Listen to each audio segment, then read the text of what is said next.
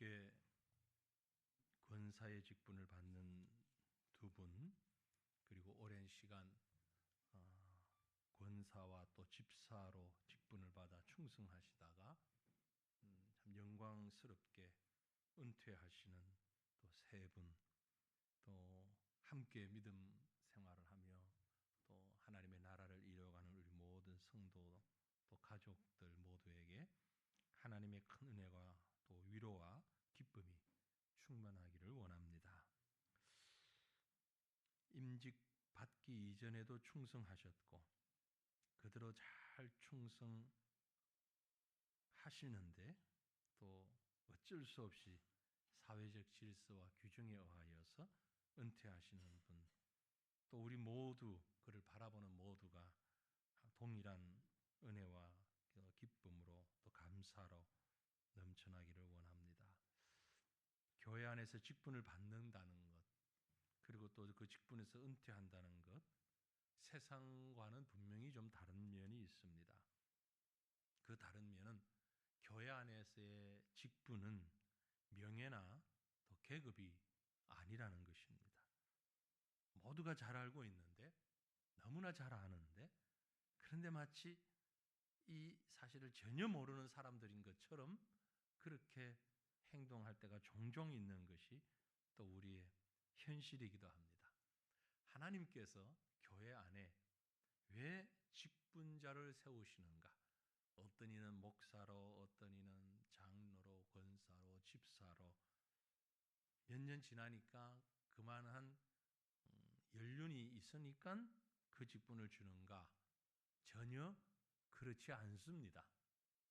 성경은 분명하게 이렇게 말씀하고 있습니다. 에베소서 4장 11절과 21절 우리 다 같이 읽겠습니다. 그가 어떤 사람은 사도로, 어떤 사람은 선지자로, 어떤 사람은 복음 전하는 자로, 어떤 사람은 목사와 교사로 삼으셨으니 이는 성도를 온전하게 하여 봉사의 일을 하게 하며 그리스도의 몸을 세우려 하심이라. 아멘. 다 아셨습니까? 아는데도 모르는 척 할 때가 참 많죠. 왜 직분을 세웠고 직분을 받습니까?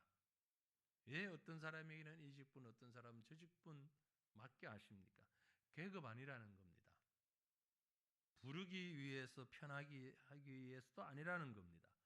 이는 그 이유는 성도를 온전하게 하여 또 다른 성도들을 온전하게 하고 봉사의 일을 하게 하며 그리스도의 몸, 즉 교회를 세워나가기 위함이다. 오늘 직분을 받으시는 분, 이미 직분을 받으셨던 분들, 이 말씀을 꼭 기억하시길 바랍니다. 다시 말씀드리지만 교회에서의 직분은 계급도 명예도 호칭을 위한 그 어떤 것도 아닙니다. 오직 그리스도의 몸인 교회를 세우기 위함이고 성도를 돌아보기 위한 그 합당한 사명을 감당할 때에 의미가 있고 가치가 있다라는 말씀입니다. 오늘 새로운 직분을 받는 또 은퇴하는 이 귀한 시간에 우리가 이 말씀을 붙잡고 묵상하며 생각하며 은혜 나누고 또 우리의 본분을 회복할 수 있기를 바랍니다. 디모데후서 바울 서신 가운데 마지막 글입니다. 바울이 여러 성경을 적었는데 그 중에 맨 마지막 적은 것이 디모데후서입니다. 그러면서 그 말씀 안에는 앞으로 하나님 앞에서 전도자가, 직분자가 갖춰야 할 개인적인 영성과 인품을 가르치고 있다. 그렇게 볼 수 있습니다. 목회학 혹은 직분자론을 얘기할 때에 다른 이론적인 것 다 두고 가장 중요한 성경 다 중요하지만 목회자 혹은 직분자에게 꼭 필요한 말씀이 고린도전후서, 디모데전후서 아주 중요합니다. 그 중에 마지막 부분이 디모데후서에서 바울이 강조하고 있는 이것이 바로 직분자의 본분이다, 고백이다. 자신이 자신에게 맡겨진 사도로서의 직분, 혹은 이제 디모데를 포함한 많은 후배 목회자들에게 주어지는 직분을 위한 고백이다. 그렇게 볼 수 있습니다. 그리고 어쩌면 지금 바울은 이 디모데 후서를 쓸 때쯤은 자기의 생이 거의 마지막이라는 것을 인식하고 있었던 것 같습니다. 그래서 후배 목회자와 후배 교인들을 생각하면서 간절한 마음으로 이 글을 쓰고 있는 것입니다. 그 가운데 특별히 디모데 후서니까 디모데에게 보낸 글입니다. 디모데 전서 후서가. 잘 아시는 것처럼 디모데는 바울이 정말 아끼던 후배였고 제자였고 그렇습니다.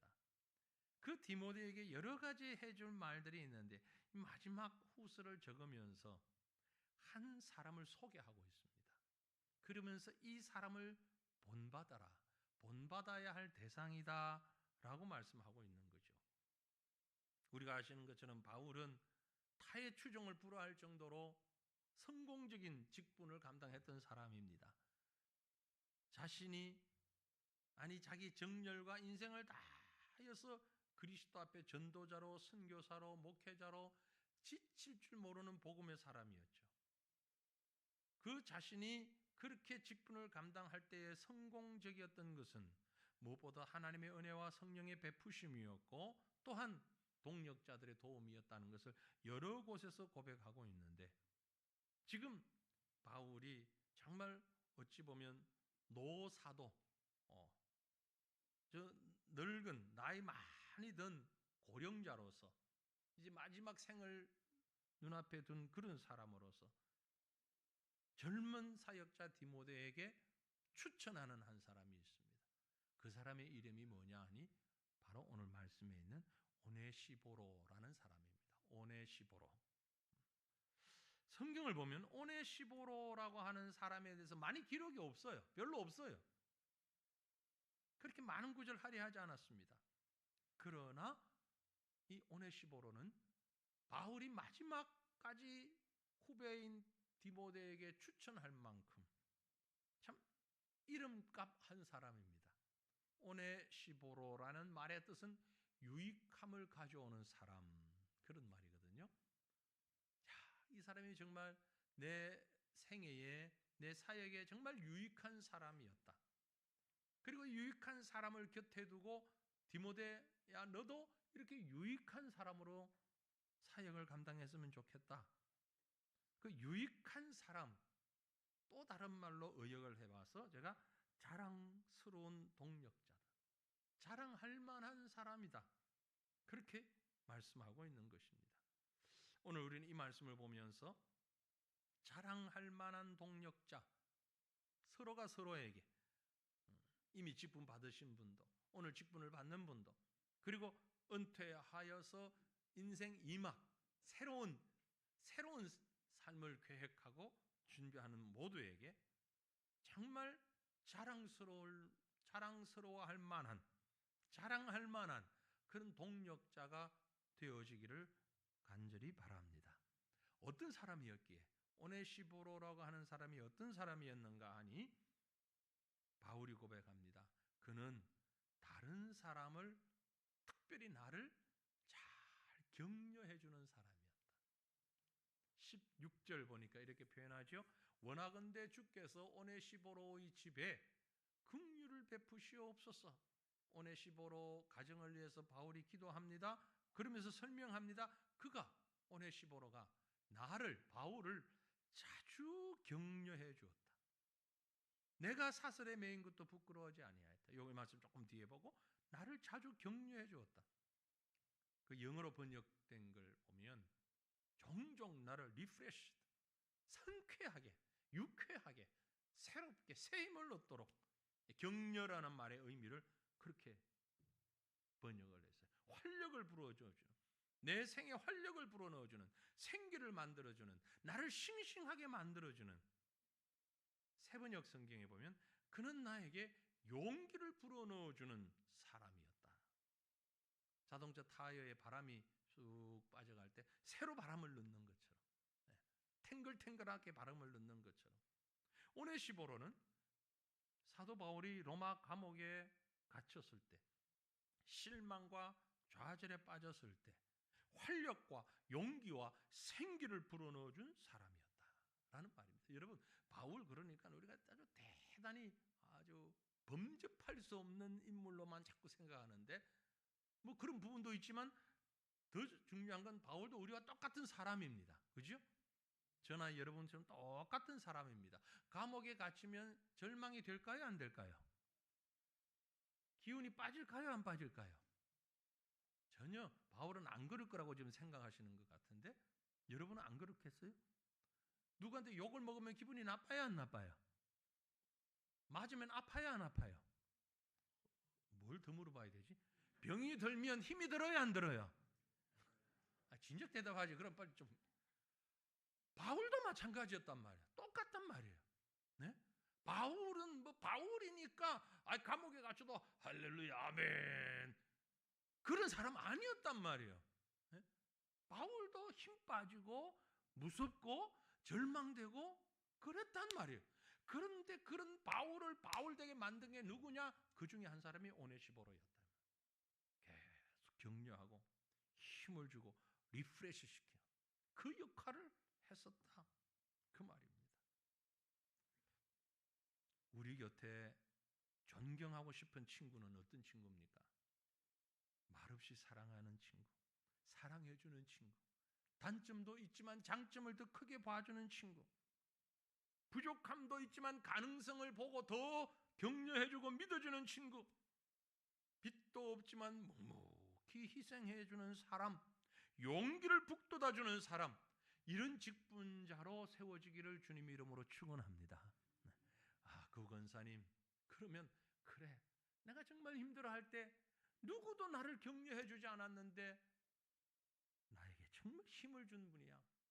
내가 정말 실망했을 때 목사님 때문에 내가 상처받고 신앙생활 그만두려고 그랬는데 내가 그 권사님의 말 듣고 그 믿음 지킨 거 아니야? 이렇게 격려해주는 우리 장로님이, 권사님이, 집사님들이 성도들을 바라보며 격려해주는, 은혜 시큰 받고 아멘하고 나왔는데 그놈의 권사님 한번 만나고 나니까 은혜 쑥 떨어져 버리더라. 교회에 대해서 욕을 얼마나 많은 욕을 하는지. 그 목사님 말씀도 은혜 받았는데 돌아서 나오니까 목사님에 대해서 얼마나 디스하고. 없죠, 그런 분은. 네? 그 빵점짜리 직분자다 이 말이야. 무조건 높이란 얘기가 아니고 정말 이 사람이, 이 영혼이 낙심 중에 있는지 절망 중에 있는지 갈등 중에 있는지 고통 중에 있는지 그걸 보고 세워주고 격려해주는 사람, 오네시보로 같은 사람, 이런 직분자들이 많은 우리 교회가 되기를 주님 이름으로 축원합니다. 하나님의 마음에 드는 사람은요 어떤 사람인가 하니까 잠언 25장 13절에 보니까 이런 말씀을 합니다. 충성된 사자는, 충성된 일꾼은 그를 보낸 이에게 마치 추수하는 날에 얼음 냉수 같아서 능히 그 주인의 마음을 시원하게 한다. 춥지만 여름에 더울 때를 생각해 보세요. 추수하면서 땀을 뻘뻘 흘리는 사람에게 시원한 냉수 한 그릇, 냉수는 아닙니다. 시원한 냉수 한 그릇, 마음을 시원하게 해주는. 우리를 세우신 이가 누구요? 하나님이잖아요. 우리를 보내신 이가 누구요? 하나님이잖아요. 충성스러운 일꾼은 우리를 보내신 하나님 앞에 마치 추수하는 날에 얼음 냉수 한 그릇 같아서 그 주인의 마음을 시원하게 해주는 이런 사람이다. 오네시보로가 바울을 어떻게 시원하게, 어떻게 상쾌하게 해줬는지 알 수 없지만, 성경에 언급되어 있지 않으니까 알 수 없지만 아마도 성도들의 좋은 소식, 여러 교회들의 소식, 먹을 것 입을 것 많은 것들을 제공하며 바울의 마음을 상쾌하게 했을 것이다. 오늘 임직받는 우리 권사님들이 이런 에너지를 좀 가졌으면 좋겠습니다. 교회와 주변에 있는 많은 사람들에게 격려가 되고 힘이 되고 위로가 되는 일꾼, 그래서 바라보는 모든 사람들에게 정말 존경하고 좋아하는 그런 힘받는 일꾼들 되시기를 간절히 바랍니다. 사랑하는 우리 성도들이여, 우리 모두가 마찬가지입니다. 목회자에게, 성도에게, 서로가 서로에게 근심거리, 걱정거리가 되지 않았으면 좋겠습니다. 여러분의 헌신과 섬김과 충성스러운 그 모습 때문에 여러분을 바라보는 우리 교회 안에 다른 성도들이 마음이 상쾌해지는, 시원함을 주는 그런 오네시보로와 같은 격려와 세움이 있는 일꾼들 되시기를 간절히 바랍니다. 또한 이 말씀을, 오늘 본문 말씀을 보면 오네시보로는 어떤 사람이었는가? 다른 사람을 인정하고 공감하는 직분자였다. 다른 사람의 마음을 참 공감하고 인정해 주었다. 그렇게 볼 수 있어요. 좀 전에 봤던 16절 뒷부분입니다. 오네시보로의 집에 긍휼을 베푸시옵소서. 그가 나를 자주 격려해 주고, 그리고 내가 사슬에 매인 것을 부끄러워하지 아니하였다. 바울이 감옥에 갇힌 사실을, 사실 바울이 감옥에 갇혔을 때에 많은 사람들이 바울을 떠났어요. 그를 스승으로 여기고 영적 아버지로 따랐던 많은 사람들이 바울이 감옥에 갇히자, 더 이상 내가 저 죄인과 친구가 될 수 없다, 등 돌리고 나가버렸어요. 멀리 떠나버렸어요. 그런데 오네시보로는 오히려 바울의 진실을 알고 그를 공감하고 인정해 주었다라는 것입니다. 가장 위대한 인간관계는 한 사람을, 인간됨을 순수하게 인정하고 믿어주는 것입니다. 여러분, 그런 믿음의 친구들이 우리 교회 안에서 많았으면 좋겠어요. 어떤 일, 어떤 상황이 되어도 일단은 믿어주는 사람, 믿어주는 사람. 얼마나 어려웠을까? 얼마나 힘들었을까? 인정해주는 사람. 조금만 나한테 문제가 생기면 저 사람 볼 줄 몰라, 그렇게 짓밟는 사람이 아니고, 우리 예수님이 그렇게 인정을 해주었어요. 보세요. 간음하다가 현장에서 붙잡혀온 여인을 예수님이 내치기 전에 그 고민을 알아주셨습니다. 그리고 누구든지 죄 없으면 이 여인을 먼저 돌로 쳐라. 이 여인을 정죄하지 않고 사랑의 대상으로 보았습니다.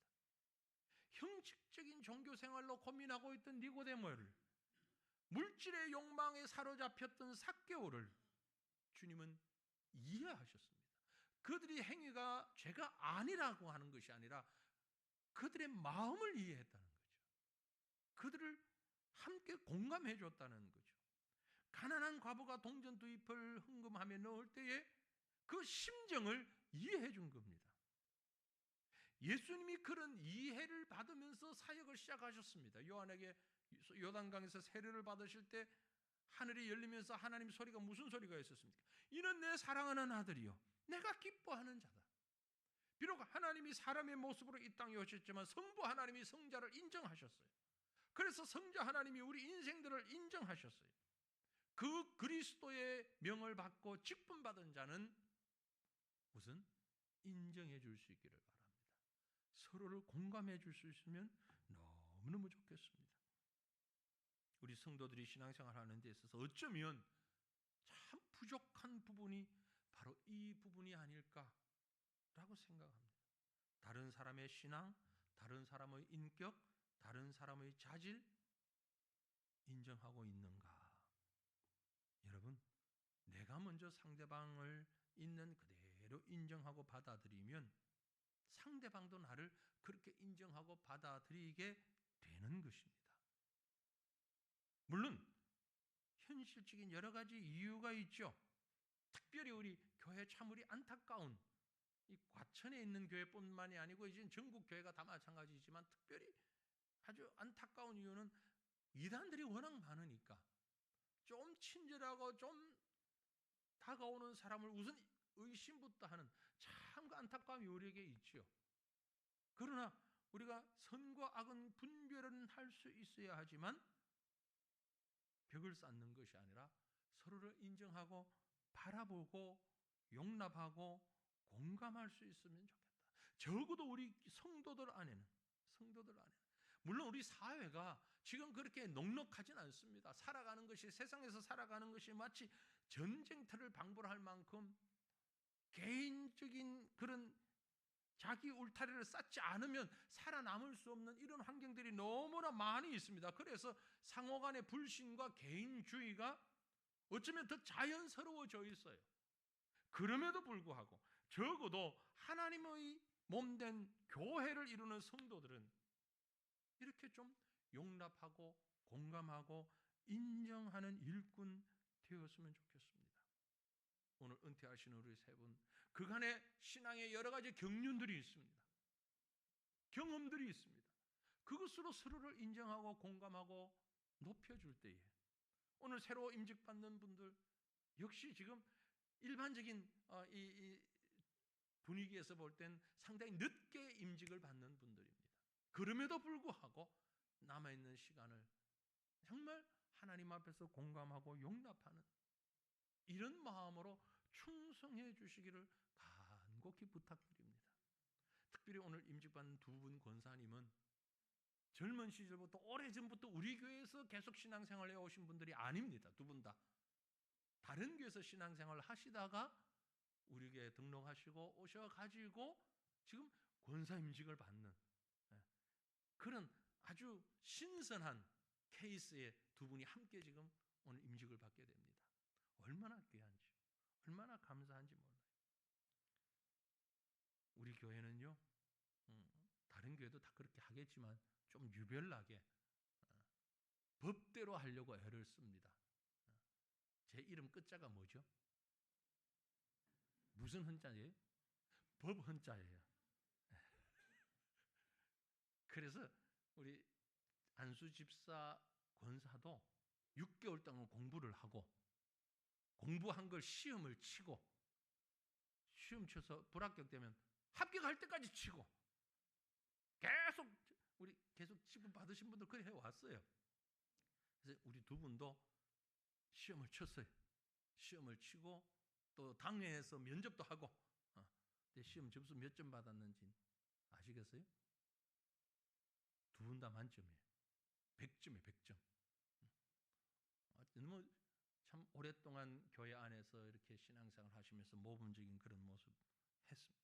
그래서 공부를 다 했어요.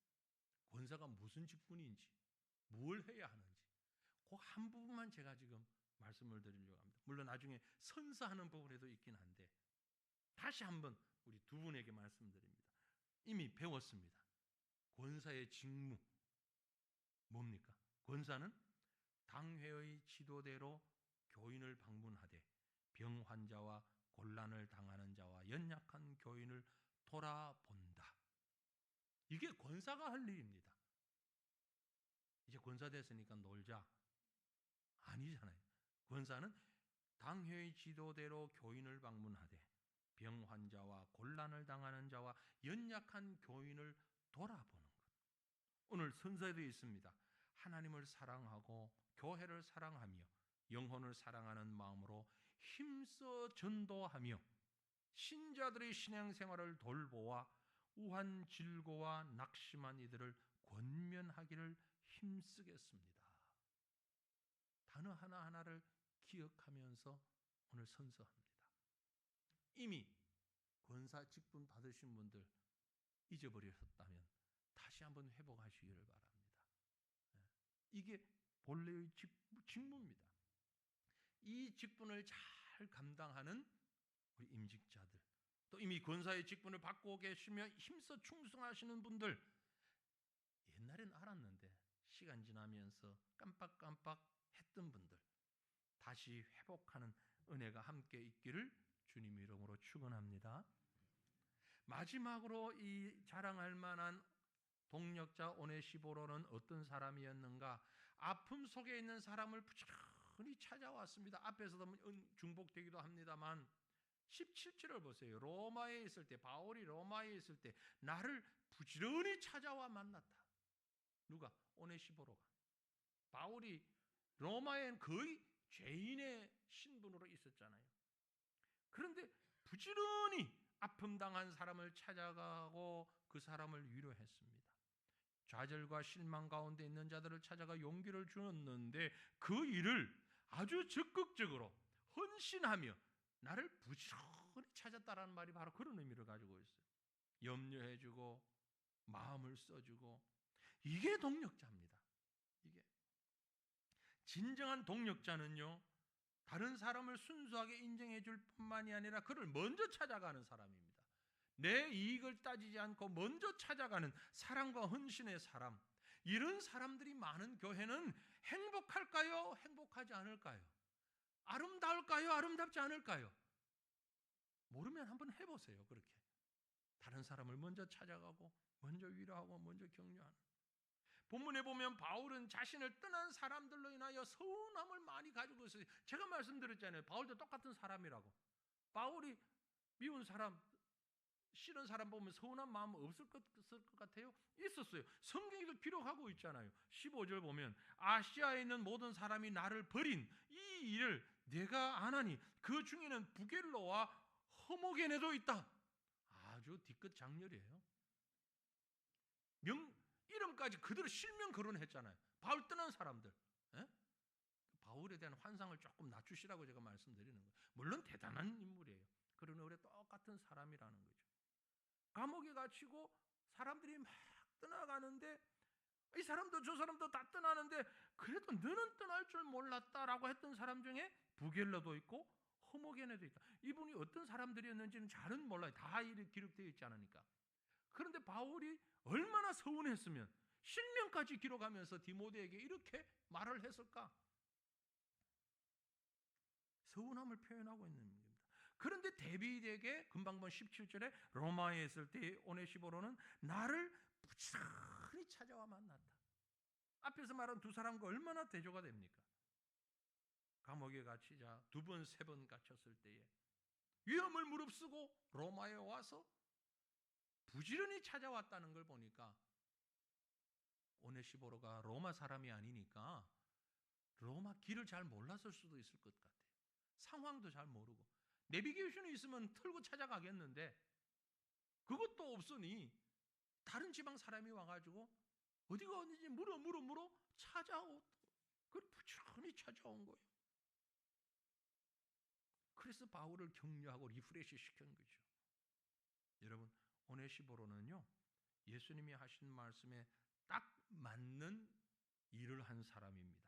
어떤 일을 했는가 하니까 마태복음 25장 35절 36절 우리 같이 한번 읽습니다. 다 같이요. 내가 줄일 때에 너희가 먹을 것을 주었고 목마를 때 마시게 하였고 나그네 되었을 때 영접하였고 헐벗었을 때 옷을 입혔고 병들었을 때 돌보았고 옥에 갇혔을 때에 와서 보았느니라. 아멘. 누구에게 한 겁니까? 내 곁에 있는 모든 사람에게 한 겁니다. 말씀을 실천한 겁니다. 나와 레벨이 맞는 사람에게 선의를 베푼 것 아닙니다. 먹고 살만한 사람에게 선의 베푼 것 아닙니다. 내가 줄일 때 너희가 먹을 걸 주었다. 언제요, 주님? 바로 그 줄인 자에게 먹을 걸 준 그곳에 주님이 계셨다는 거죠. 헐벗었을 때 옷을 입혔다. 병들었을 때 돌보았다. 옥에 갇혔을 때 와서 보았다. 누가? 오네시보로가 바울에게 한 것이 아니라 예수님에게 한 것이다. 그 말이에요. 기쁜 일이나 슬픈 일이나 여러 가지 일로 우리 성도들과 교제할 때에 바로 오네시보로 같은 이런 모습으로 적극적으로 격려하고 도우고 그리스도에게 대하듯 이렇게 하는 우리 직분자들 되기를 간절히 원합니다. 뿐만이 아니라 본문 18절에 보면 원하건대 주께서 그로 하여금 그날에 주의 긍휼을 입게 하여 주시옵소서. 또 그가 에베소에서 많이 봉사한 것을 네가 잘 아느니라. 바울이 에베소에서 전도할 때부터 디모데가 이미 알고 있는데 바울과 복음을 증거할 때에 이 오네시보로가 그곳에서도 있었다. 비록 이름이 나타나지는 않지만 등장하지는 않지만 함께 있었던 사람. 모든 사람이 인정할 만한 봉사자였다라는 것입니다. 결국 그의 봉사는 일시적인 것이 아니었다는 겁니다. 감정적인 것도 아니었다는 것입니다. 바울 때문도 아니었다는 겁니다. 복음을 위해서 헌신하는 사람. 그래서 바울이 이 오네시보로에게 이런 축복을 힘을 줍니다. 그를 위해서 기도하는 것이 오늘 본문의 내용이에요, 사실. 아까 우리 본 16절에 보면 원하건대 주께서 오네시보로의 집에 긍휼을 베푸시옵소서. 그리고 그 이유를 얘기하고 있잖아요. 주님이 이 가정에 긍휼을 베풀어 주시옵소서. 18절에도 비슷한 얘기를 또 합니다. 원하건대 주께서 그로 하여금 그날의 주의 긍휼을 입게 하여 주옵소서. 바울의 이 기도는 진심에서 우러난 기도였습니다. 간구였습니다. 오늘 임직받는 귀한 일꾼들이여, 오네시보로를 생각하며 소중한 그 직분의 중요성을 깨닫고 충성하는, 그래서 동료 주변 많은 동력자들에게 우리 교회는 이 권사님이 계신다 하고 자랑할 만한 그런 일꾼 되었으면 좋겠습니다.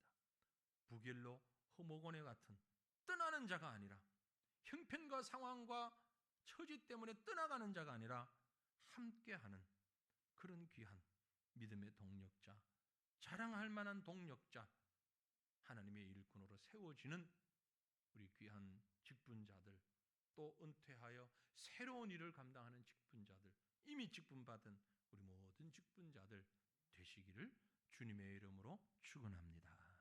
기도하겠습니다. 하나님 아버지, 교회를 사랑하시고 주의 몸된 교회를 온전하게 세워주시는